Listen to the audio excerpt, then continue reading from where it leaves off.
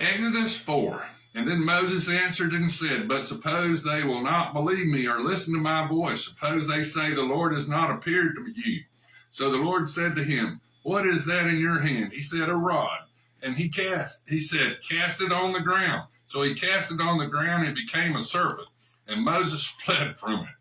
Then the Lord said to Moses, Reach out your hand and take it by the tail. And he reached out his hand and caught it, and it became a rod in his hand, that they may believe that the Lord God of their fathers and the God of Abraham, the God of Isaac, and the God of Jacob has appeared to you.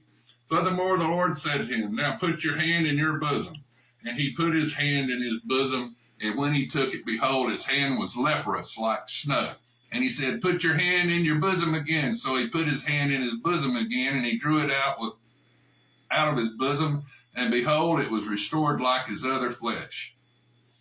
Then it will be, if they do not believe you or heed the message of the first sign, they may believe the message of the latter sign. So God put the plague on the Pharaoh, the first plague, and God hardened Pharaoh's heart.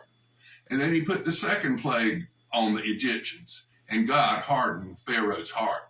And he put the third plague all the way through the 10th plague, where the oldest or their youngest son or their oldest son was taken.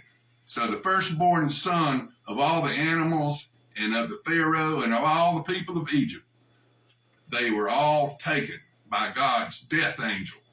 And the first Passover, Israel painted the doorpost with the lamb's blood, so that God's death angel knew not to take any of those people's children. So the Egyptians all lost their firstborn sons, and all the animals lost their firstborn animals. So God really put a plague on Egypt.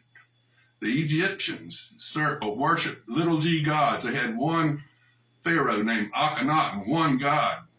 And then he built a city, and then his son, the little boy king, King Tut, changed it all back to worshiping little g gods. And out in front of the pyramids, that's a statue of Satan. The Sphinx is no more than a statue of Satan. That's Satan right there, the Sphinx. And they worship little g gods there in Egypt. Now, if you look at the pyramids, that's the Orion's belt. They're lined up just like Orion's belt. Well, you go to Chichen Itza down there in Mexico, they got the flying serpent. Another symbol for God, for Satan, is the serpent, the snake, that reptiles.